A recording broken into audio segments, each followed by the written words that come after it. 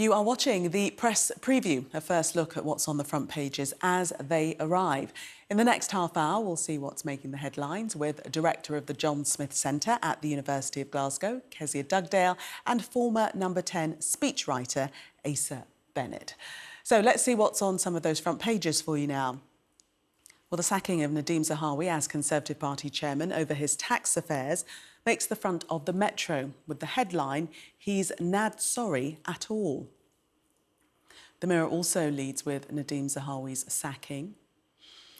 Sunak sacks Tory party chair takes the front of the Financial Times as the paper highlights Zahawi's serious breach of Minister's Code.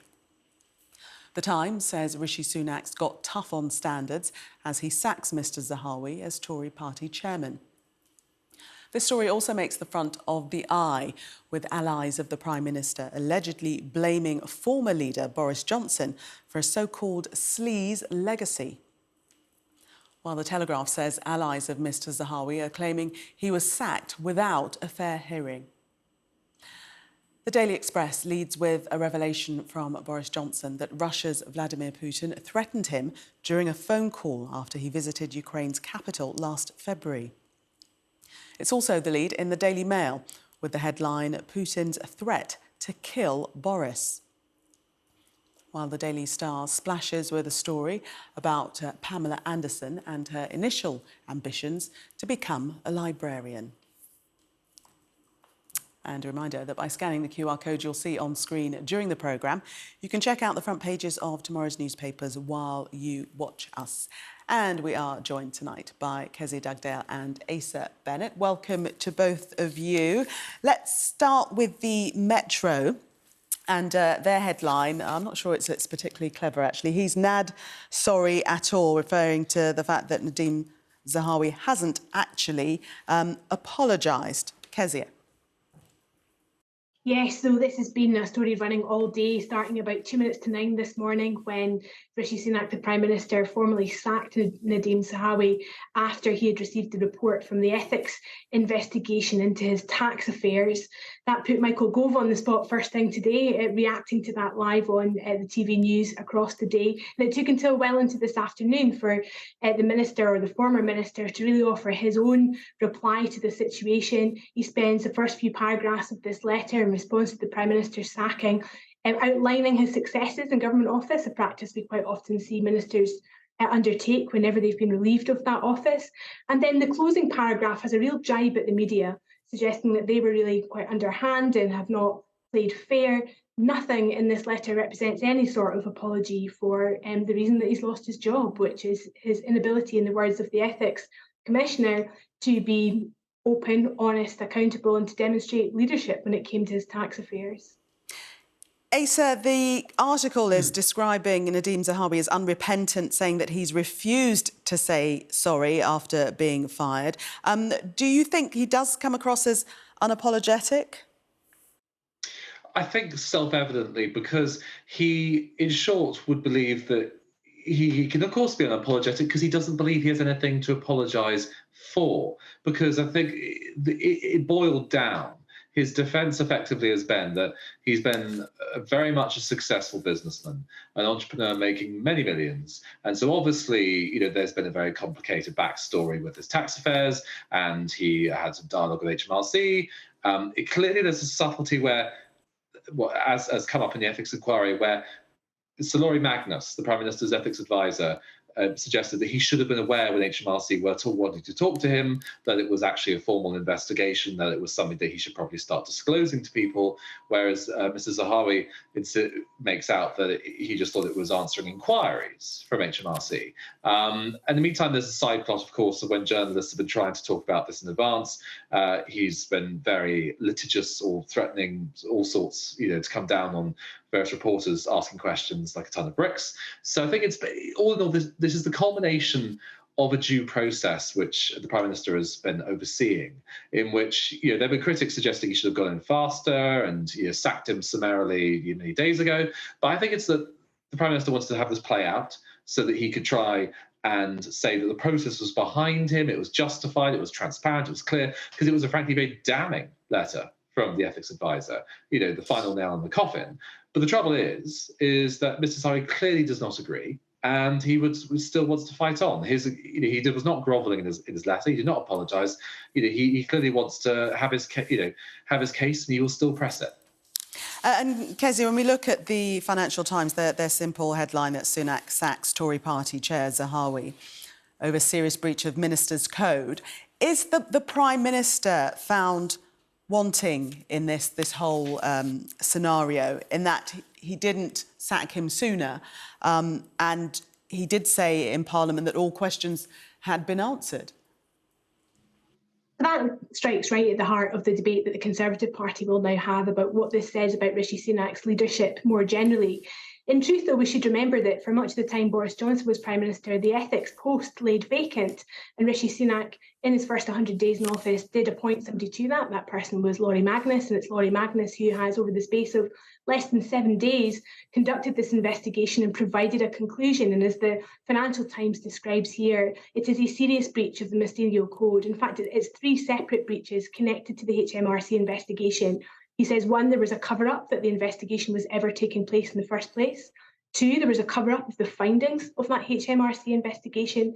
And thirdly, the Cabinet Secretary had not explained himself when asked to by the media. He made a series of untrue statements as a consequence of those investigations. So that was 3 strikes and you're out. Serious breach of the Minister's Code. He's got to go. So I think Rishi Sunak was very clear. He had put that advisor in place. There was a process to be followed, and he would respond once the outcome of that process had concluded. That's exactly what's happened. It's exactly what he's done.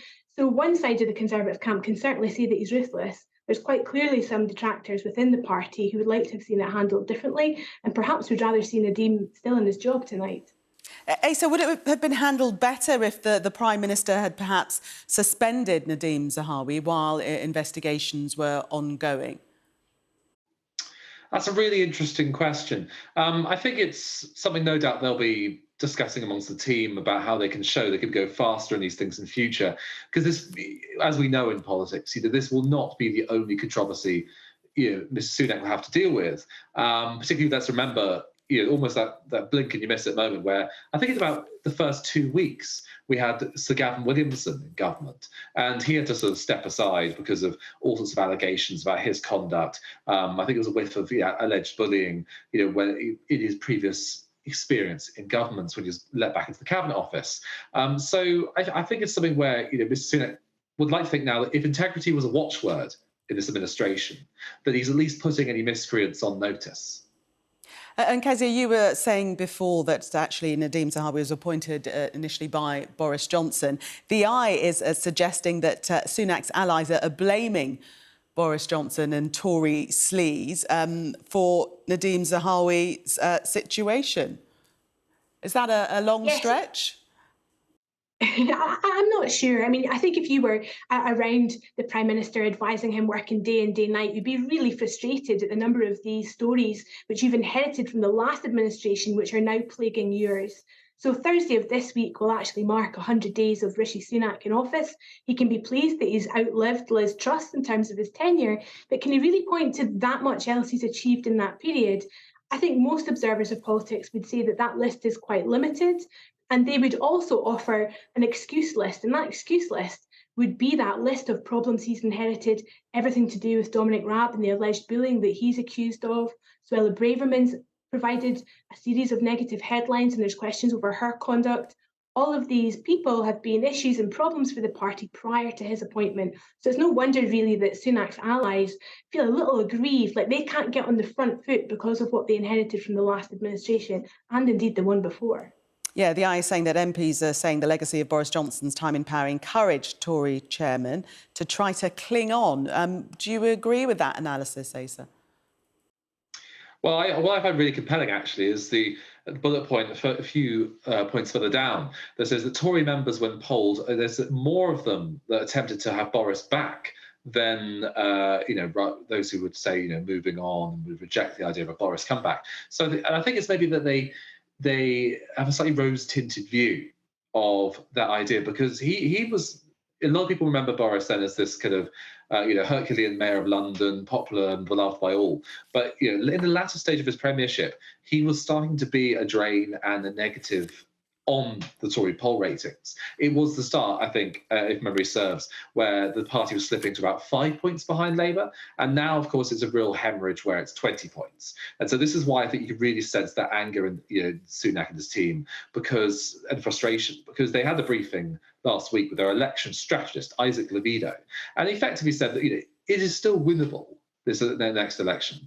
But effectively, everything has to go right. They cannot afford any more mistakes. And so that's why, if you have these legacy issues creeping over, the personalities who've been, had the slings and arrows like this, really biting the party, dragging Sunak down, then, this starts to be a real sort of danger to the long-term polling prospects. And Kezia, how much damage do you think has been done to the government and to the Prime Minister Rishi Sunak in particular? The Mirror headline, in bold capitals, rotten to the core, it says.